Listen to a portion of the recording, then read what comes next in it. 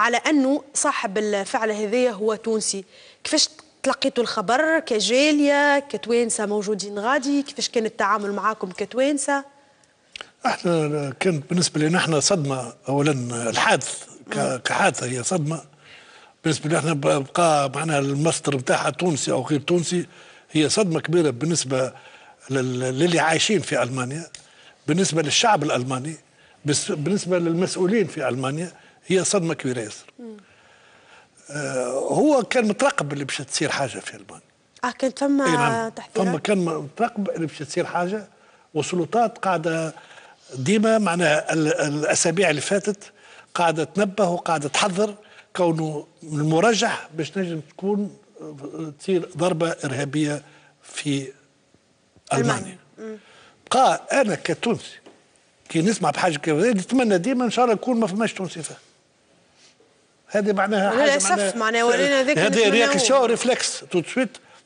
كيف سمعنا اللي هو معناها باكستاني، في الحقيقة معناها ما ارتحناش، ولا معناها اللي ما فرحناش ولا ما ارتحناش اللي صارت الحكاية.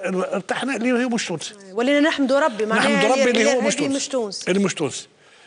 مع هذا من غدوك كما نعرفوا احنا كل السيد طلع تونسي.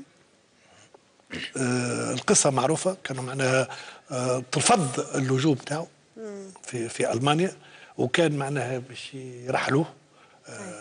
نرجع هذا مع السيد كاتب هذا هو النقطة. بقى معناها الصدمة هي كبيرة ياسر. واليوم كانت احنا بالنسبة لنا احنا مشينا قابلنا سفير ألمانيا، وكانت فرصة لنا احنا باش عزينا الشعب الألماني، واحنا نعزيه ونقبلوا العزاء. خاطر ما تنساش اللي فما معناها آلاف توانسة حاملي الجنسية الألمانية، ولذا احنا ممسوسين وحاسين كيما الألمان اللي عايشين غاديكا.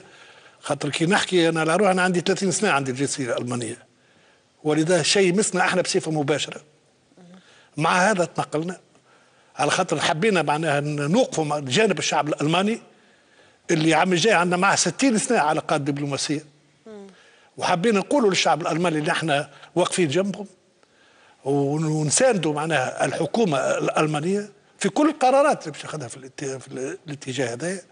ونحب نطمنوا زاد الجالية نتاعنا التونسية اللي هي جالية اليوم معناها في الخامس جينيراسيون برسك عايشة في ألمانيا تحت الغطاء الدستور الألماني.